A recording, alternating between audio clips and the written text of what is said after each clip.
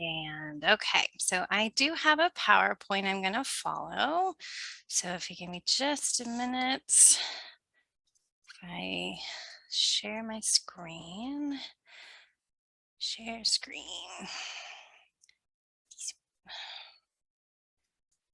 Okay, great.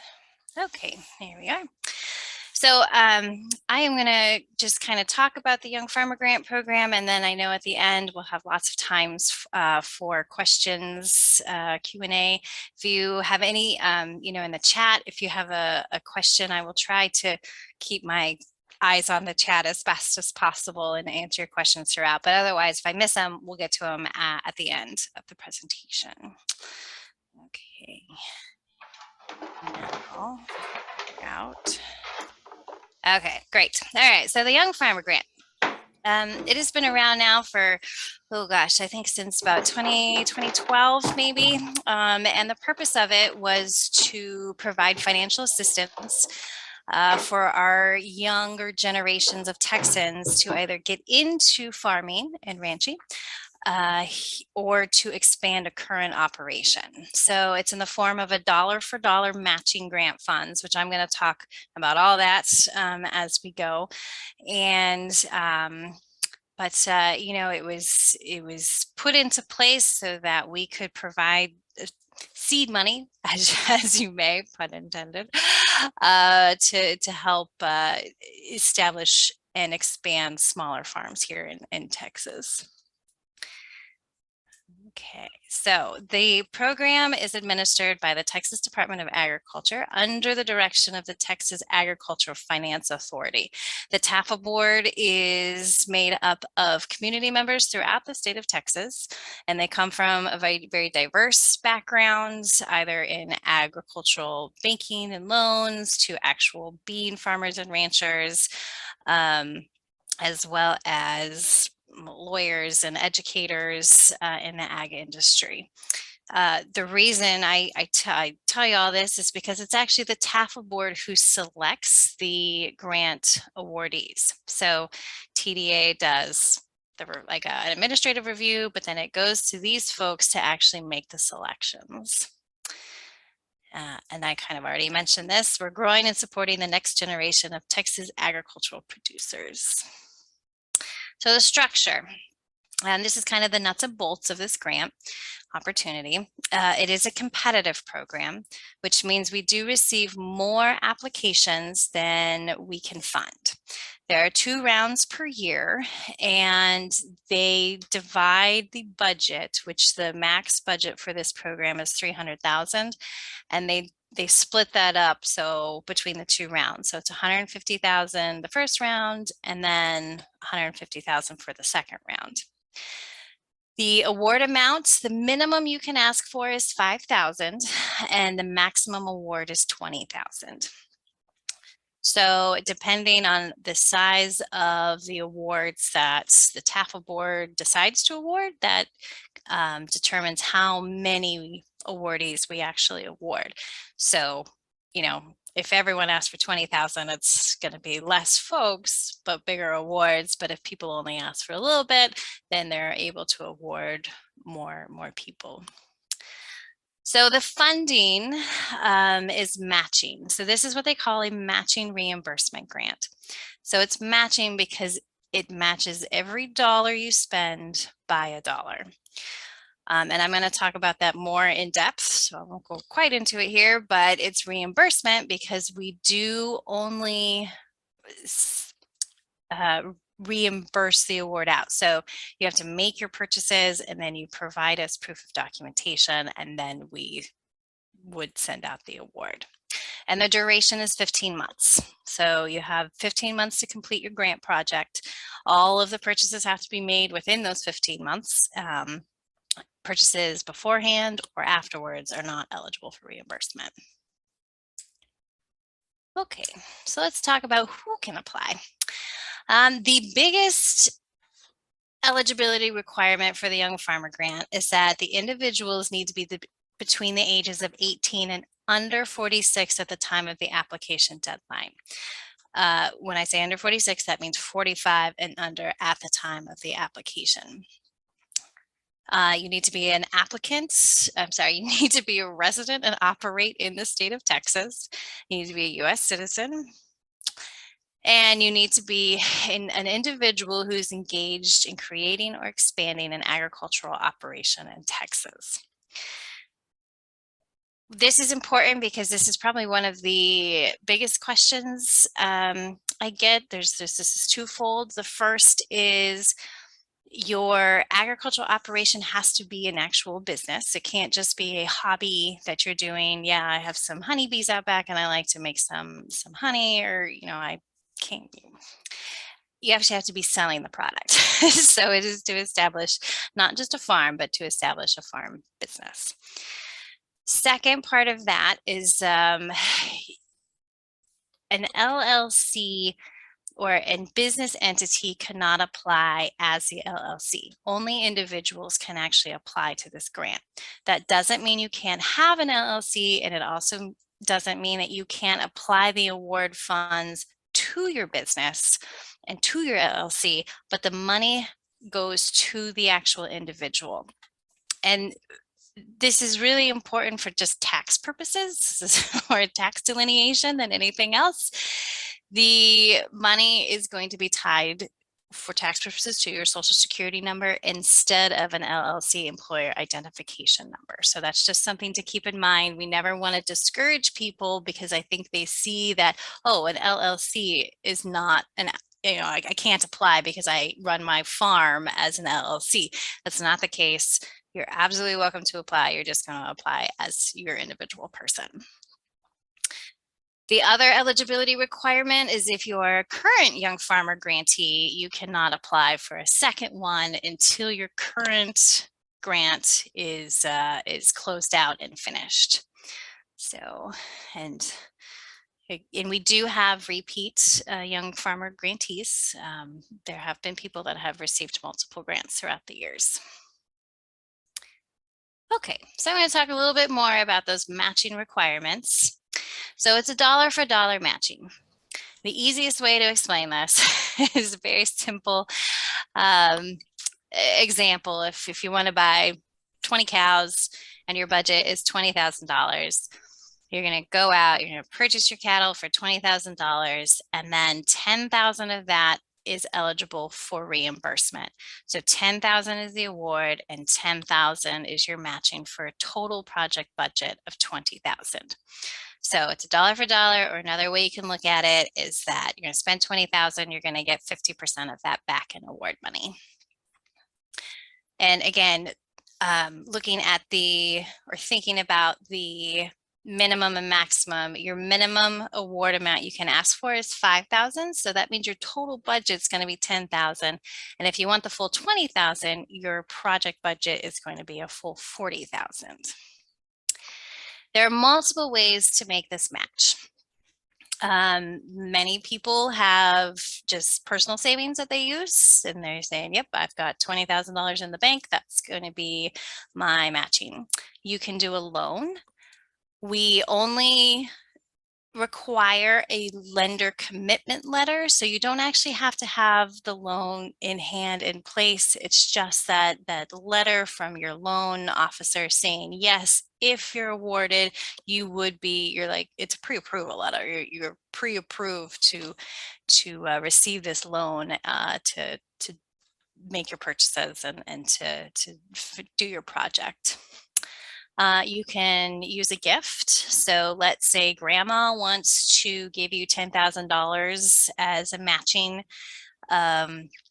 gift. And what we would require, again, it's just a letter from grandma stating, yes, if you get this young farmer grant, I am committed to giving a matching amount to so-and-so as to fulfill the matching requirement.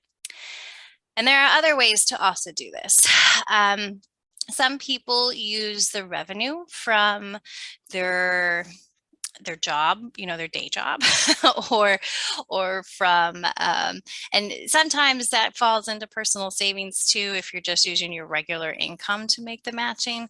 Another one that we have approved is you have another grant or another project, and usually this is the most often we see is NRCS grant projects that they've been approved.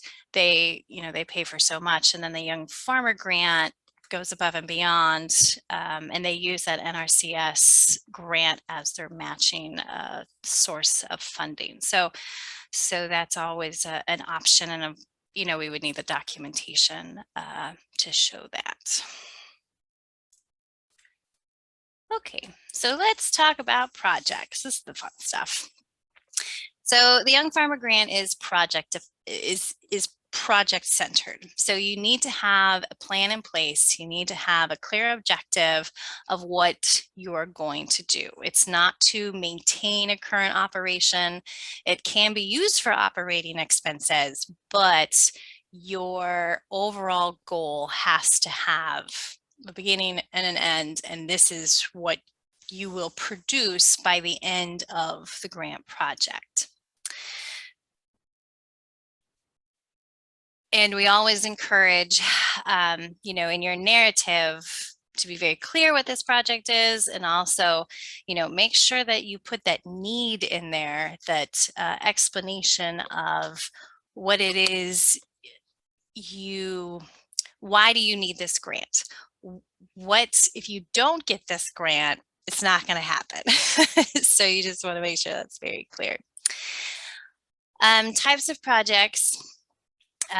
We pretty much any type of agricultural business. There is a definition. I unfortunately don't have it right here, but the types of projects are all the way from aquaculture, apiaries, dairy operations, horticulture, viticulture, crop operations, wildlife operations, livestock operations. I mean, it really does cover the whole gamut. There's a couple ones that I do know don't usually qualify, and those are equestrian farms. They don't usually fall under this agricultural production definition, as well as things like petting zoos or animal rescues. So if you ever have a question about, is your project eligible, definitely reach out to us or me. Okay. I have to step away just for a minute.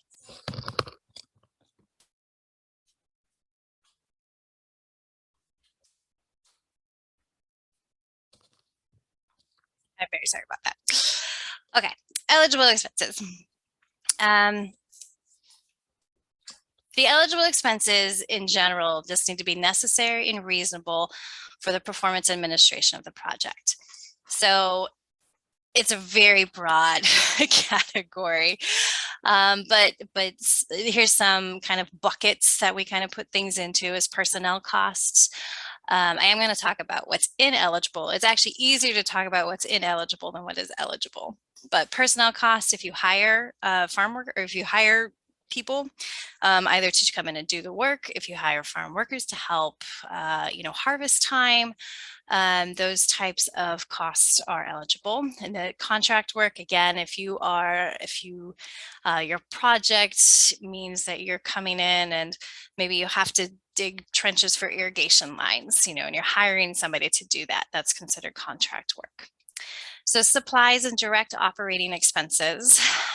This can, again, very broad category, but if you are needing to purchase, say, just general gardening supplies, seeds, we don't even have it in here, like livestock. It does cover livestock, fertilizer, fuel, equipment. Actually, I'm going to talk about equipment next, but pretty much supplies is anything you would need under $5,000 is what they consider supply. And, I'm trying to think of any other examples, but so the other thing, let's see, lease expenses. So you can't use the Young Farmer Grant to purchase property. However, if you do have a land lease, you can actually use the Young Farmer Grant to pay on your lease, as well as equipment leases. So if you have to rent a tractor or piece of equipment to complete your project, that is an acceptable expense. So the non-capitalized equipment costing less than $5,000. What this is this is a little gray area, but in general, if you want to purchase a piece of equipment, it should cost less than $5,000. I say that, but really the max we will reimburse is $5,000. So if you do have a piece of equipment that is more than $5,000, you can definitely put it in there in your budget, and it's decided on a case-by-case basis. But they'll pay up to $5,000. I can give you an example. There was a dairy we funded, and I think the pasteurizer was, I don't know, 20,000 overall, something along those lines. And they paid up to 5,000 of that one piece of equipment, but it was a necessary item in order to get this dairy off the ground. So that's if you ever have specific questions about eligibility for costs, always reach out and I can figure it out. Okay, but let's talk about ineligible expenses, because there are some easier ways to just think about this. These are pretty standard. These are expenses that are prohibited by state or federal law. So no alcoholic beverages, you can't pay for entertaining clients, tips, gratuity, contributions, charitable, political. The last one, travel or meals, is an important TDA one. So let's say you purchased some cows and you have to drive across the state of Texas and you're hoping to get mileage out of it. The Young Farmer Grant won't pay for those types of expenses. We'll pay for the cows. And if you have to buy a trailer, you can buy a trailer, but we won't pay for the mileage to go pick up the cows. Okay.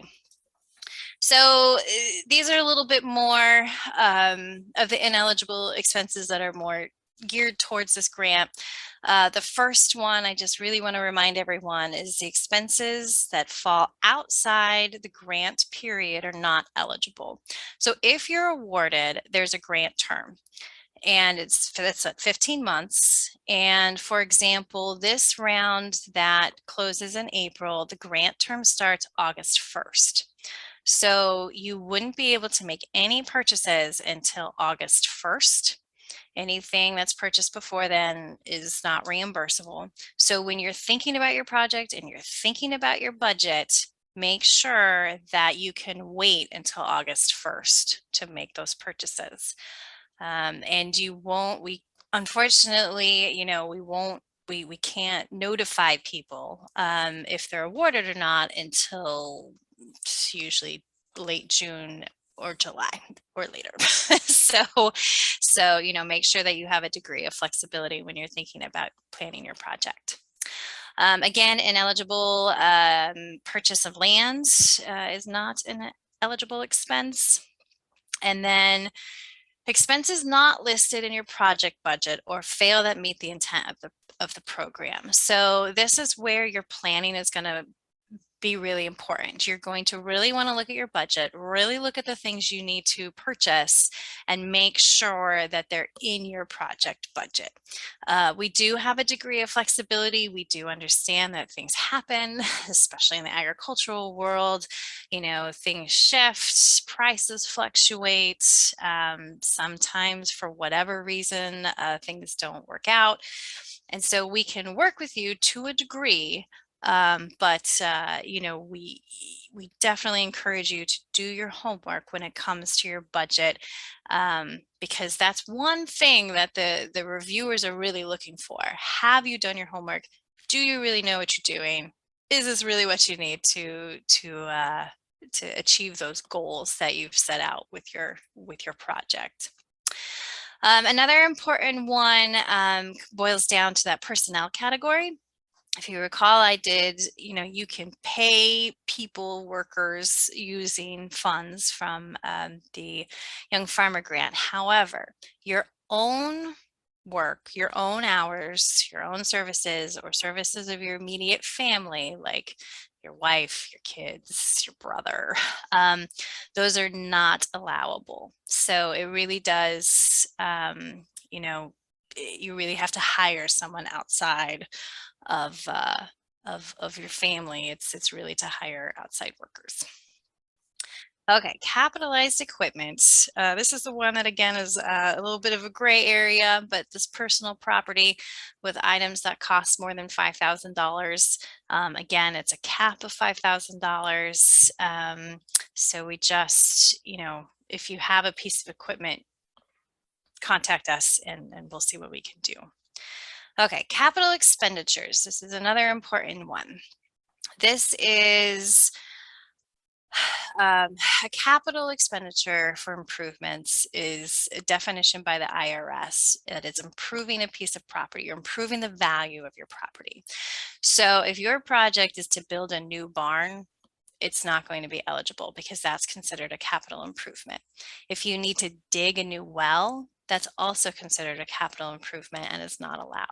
Now, if you have an existing barn or an existing well and you just need to repurpose it, it needs the roof fixed, you need a new pump for your well, those types of expenses are allowable. So, again, if you have any questions about especially repurposing buildings, because sometimes when you do that, it does increase the value, but there's a lot of ways to work with that. The one exception to this is fencing. We do allow fencing. So if you have, it can be a permanent fence, it can be, like a temporary electric fence. Fencing is an allowable expense no matter the type of fencing. And then lastly, expenses that are not adequately documented. If you recall, this is a reimbursement grant. So you have to submit documentation of these purchases. The easiest way is a receipt from a store. It shows what you bought, shows the price, shows the date. It shows how you paid, like if you go down to Tractor Supply. But we also understand that sometimes that's not how receipts come. If you're buying quail eggs from your neighbor and you've purchased $100 worth of quail eggs, you still are required the documentation. So at that point, you actually create your own receipt and get the signature from them and just try to provide us as much documentation as possible. Okay. All right, so here's some considerations to remember. Again, I know I just mentioned this, but grantees receive funding on a cost reimbursement. We do not do any advance payments at all, so you do have to have enough funding of your own up front to make those purchases.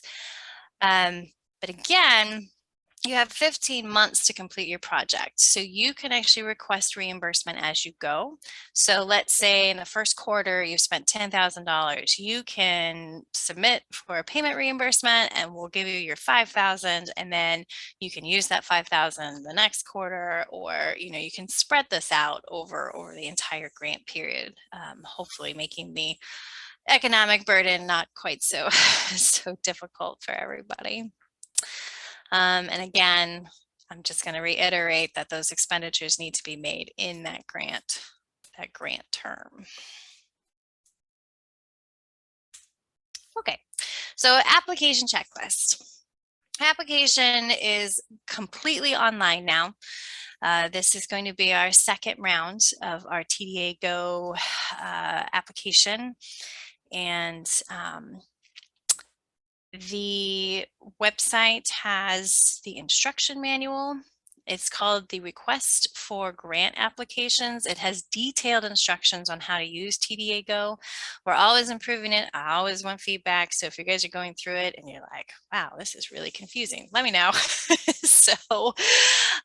But that instruction, the Request for Grant Applications has a lot more of the nuts and bolts and the requirements for the grant. So all these things I've gone over are also going to be included in that request for grant applications, which is available there on the website. You will need to upload a copy of your driver's license or another government issued ID. It does need to show your address here in the state of Texas. And then 3 letters of support, and I'm going to talk about those in a minute. And then other things that may be required. The Schedule F is part of your tax documents. Now, not everyone is going to have a Schedule F. If your project is a startup and you have never filed a Schedule F because you don't have any agricultural income yet, you're obviously not going to be able to submit a Schedule F. On the application, there is a box where you explain why you do not have that Schedule F or why you do not have any tax documents. And that's literally all you need to say is this new startup. We've never actually filed. The lender commitment letter, that's if you're using a loan for your match. Any contracts or letters of intent connection with your project. This can be a couple different things. If you are leasing your land and this shows that you have permission to do whatever project you are, it's either just a short letter from whomever you're leasing to. Some people actually just send us their lease contract, which is fine.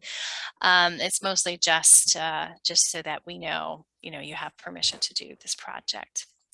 And then the last thing, the business plan is optional.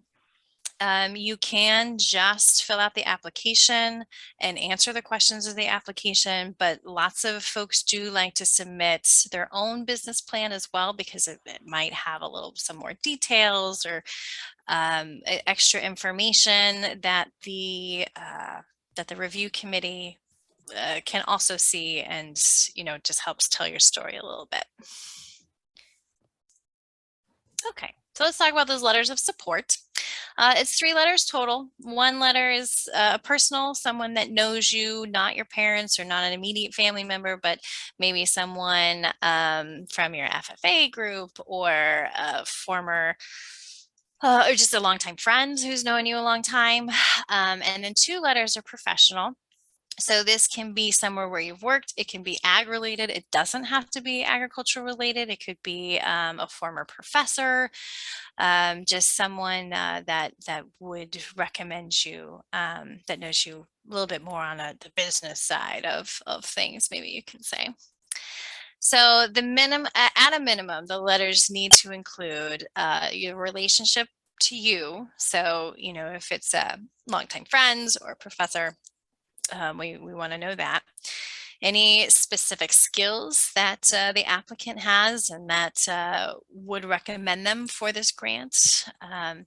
And anything that would help the reviewers understand that, yes, this person is responsible, will be successful with this project.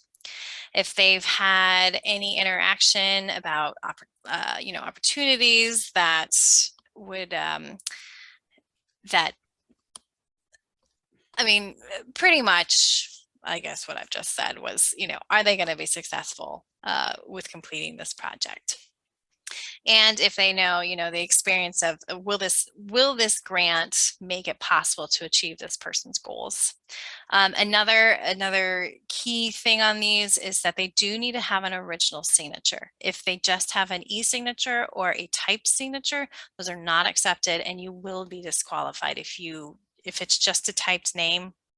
It will unfortunately disqualify you. So we do want to know that these letters are legitimately coming from folks that know you and that would recommend you.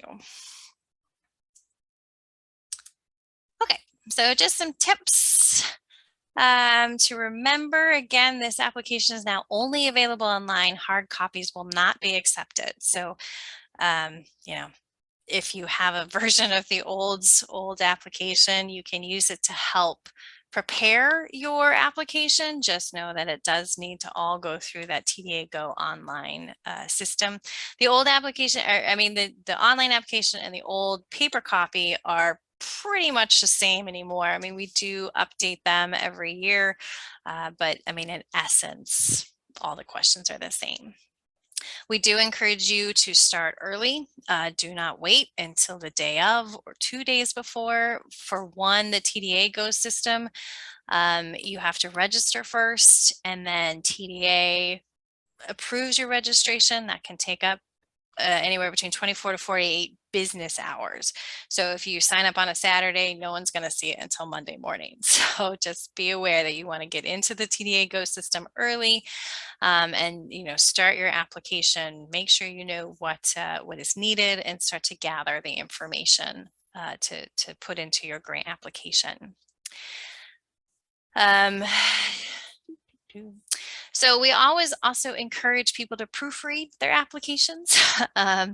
This cuts down on spelling and grammatical errors, and make sure that what you're writing is, a good coherent story. It really does make a difference with the reviewers. You would, if it's okay to have typos, but if it's consistently bad, it just doesn't leave a very good impression, even though you might be the most capable farmer in the world. So, have a friend or reach out to Small Producers Initiative and have them help with the application. I'm not sure, but I'm going to also remind you again of your budget.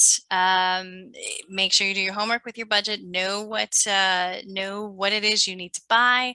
Make sure you have realistic pricing in there.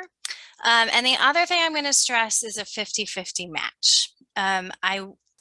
Some people believe in the grant world that if you're like, I'm going to increase my match, I'm only going to ask for 20,000, but my entire budget is going to be 80,000, and that means I'm willing to put more money into this than the 50-50.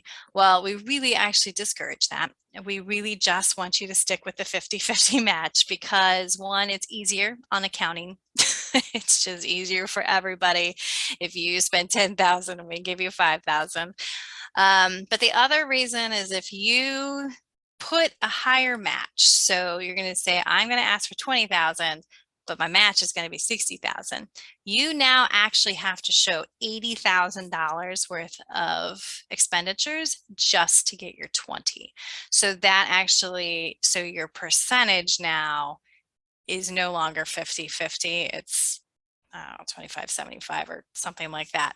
So it's, even if your project is going to be $80,000, you're going to pare your budget down and only ask for 40 and say, these are going to be all my other expenses, but this is what I want the grant to pay for, is just this 40,000. So I really highly encourage people to only do the 50-50.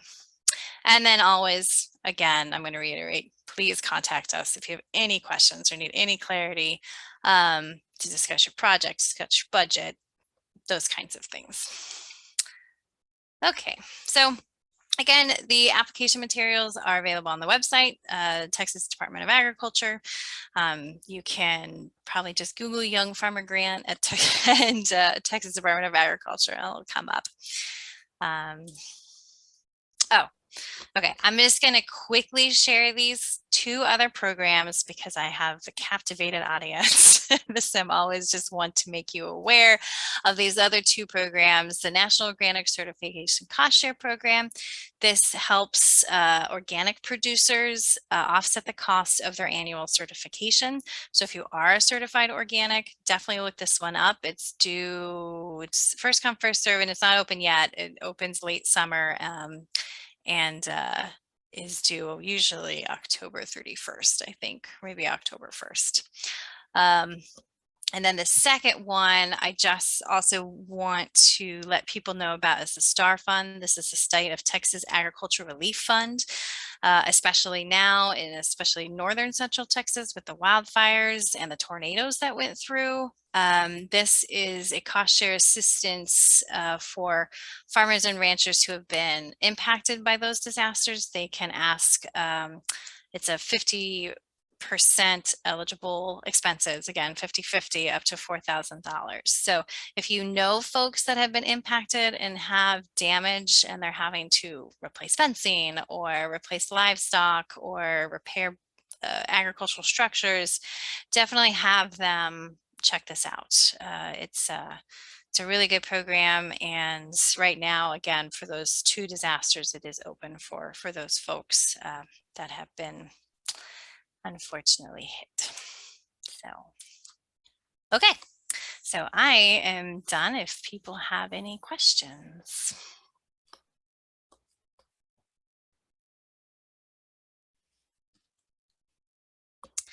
Great. Hey, yeah. Thank you for all of this information. I actually have a lot of questions. And so I Yeah. can ask them one at a time or all at once. Do you have a preference? Let's do one at a time. Otherwise, I might forget one.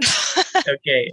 Uh, so in terms of capital improvements, so my farm where I'm currently starting my operation, it does not have electricity, and I'm looking at adding like some off-grid options, solar, wind, battery, and comparing that to the cost of like a grid tie-in. I mean, the Bluebonnet Electric, they said it was going to be like $35,000 to get electricity out, and so okay, well, would adding solar panels or something count as a capital improvement or not? I don't know if it is technically considered a capital improvement. However, I do know we have funded that in the past. So, if you do go the way of solar, you can definitely put that in. As well as I do know that we have also paid for the other end where you tie into the grid. So I think they needed to, this one was relatively recent. They were putting like getting the electrical out to their barn, I think. Okay. I don't think it was $35,000 cost, but but I do know that those have been funded before. Okay. Okay. So it would just be subject to the same match requirements and everything. Okay. Yep. Okay. So next question. For equipment, I'm thinking about like the little BCS tractors where each individual component of the system is less than $5,000, but the total package would be more than that. Is the equipment considered on a sort of like per item basis or like a per transaction basis? It would be per piece of equipment. So yeah, I would definitely list them per piece instead of the total package. That way, then it's clear that it's per piece, and the cap is per piece of equipment. So, if one is 6,000, or well, that wouldn't make any sense. Yeah. But but yeah, so it's if one piece is 11,000, then it's going to be the 5,000. But then if another piece is 6,000, then it'll be you'll get reimbursed 3,000. Okay. Okay.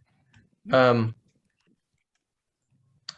okay. I still have more questions. So, can can sale of product be considered a match funding? You mentioned that it could be, but do you have to be able to demonstrate that you have the cash on hand?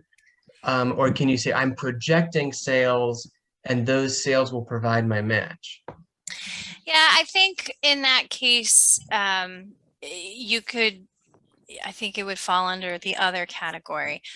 We do not ask for proof of the funds. That's actually something that we're trusting the applicant that they're going to be able to pay that. In the application, they do talk about expected revenues and expenses. And so, there's a couple different places where you can put in your expected revenue. But if that's how you're planning on doing your match, then that's okay. Okay. Um, I have so many questions. Okay. So I applied once before. Would it be appropriate to reuse letters of support if they're fairly general?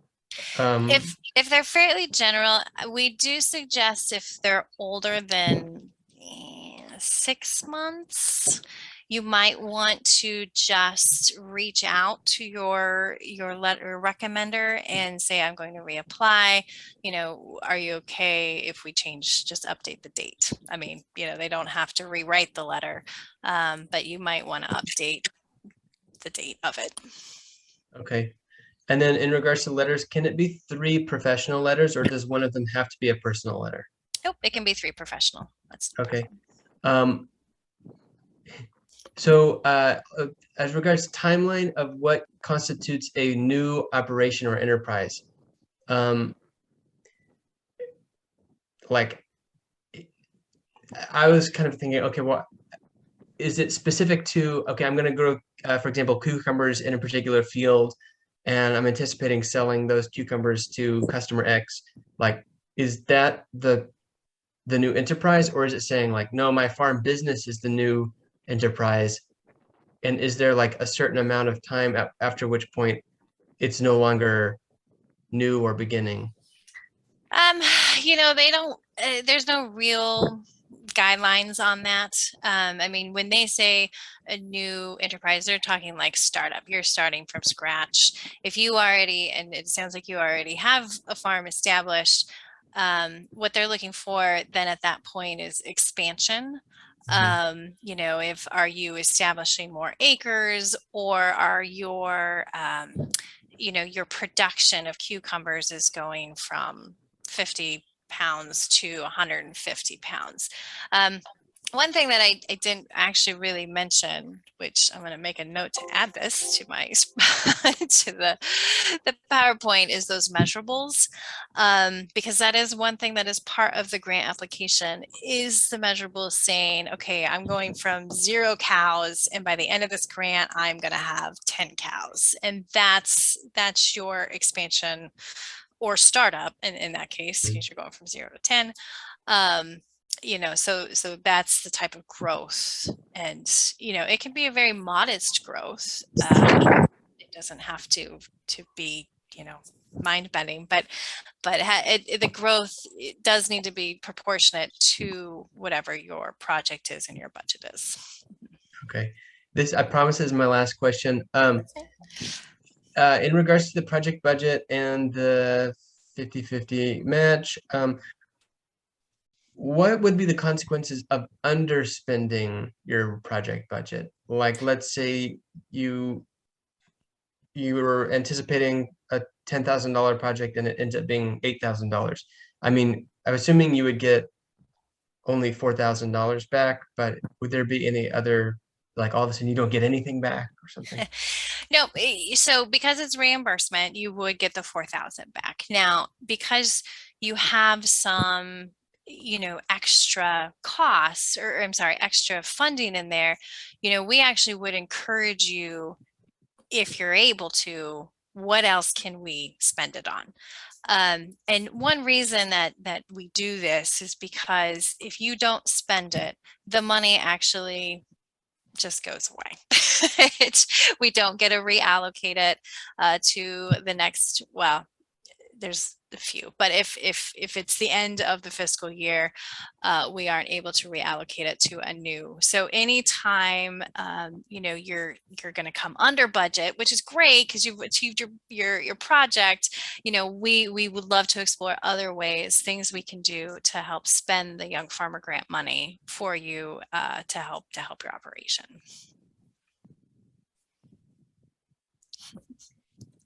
Awesome. Okay, Sean. Hi. So I know you mentioned like building barns and things like that would not count. What about things like caterpillar tunnels? Caterpillar tunnels. I honestly have actually never heard of that. So they're made out of 1 inch diameter metal piping. They can be taken up and down. Um, and they've got like sheeted sides that you can roll up and roll down. Oh, okay. You're talking like high tunnels, or Yes, a high oh, tunnel. okay. I'm sorry. I've just never heard them called caterpillar tunnels. Okay. Yes, those high tunnels are an eligible cost, Okay. because they actually are not considered permanent structures. Same thing with greenhouses, which is kind of weird because usually greenhouses have a slab and are Mhm. like tied to the ground, but those are both actual eligible structures. Now, they we can pay, like in let's say we'll take the greenhouse example because they might have a cement pad. The cement pad would not be eligible because that then they consider that, I don't know, construction materials or something, but Okay. the actual high tunnel and the purchase of, or, you know, materials to put it in, if you need to hire somebody, those types of things are definitely eligible. Oh, okay. Thank you so much. Mhm.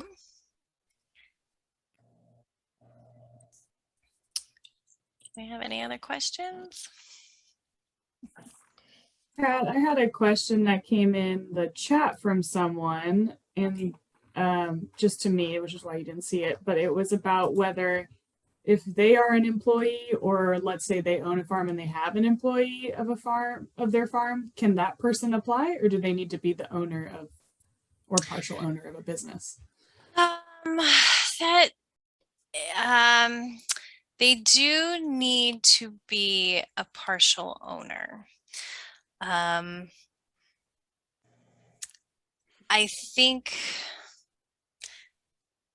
I mean, I'm trying to think of some examples in the past, but you know, if you're not the owner, I think you would need a clear letter from the owner about whatever project you're going to do on the farm, that they support it. It's not that you have to own the land or even have, you know, a formal agreement with the owner of the land or whatever you're doing. But I do think you would need a letter from the owner, because again, if you are investing in someone else's operation, it kind of becomes a gray area as far as ownership of those items. So Yeah, that makes sense. Thank you.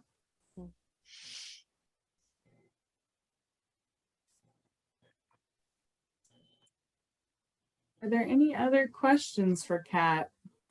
You're free to unmute or type them, whichever you prefer. What about compost? I think compost, yes. Yeah.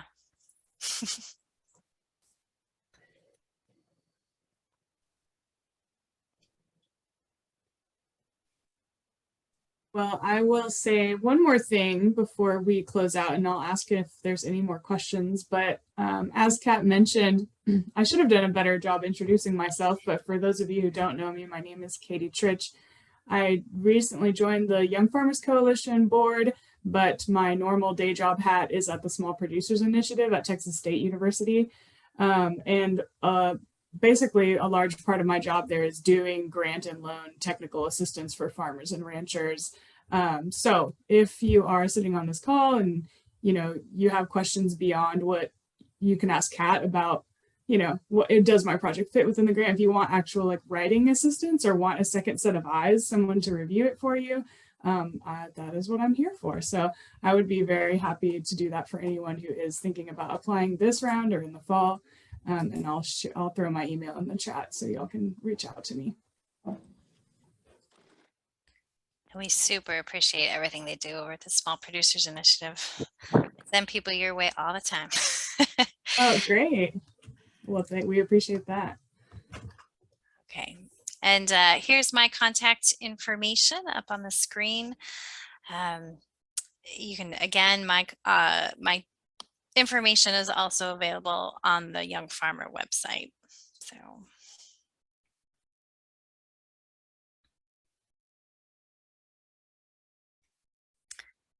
Well, thank you so much, Kat. We really appreciate your time. I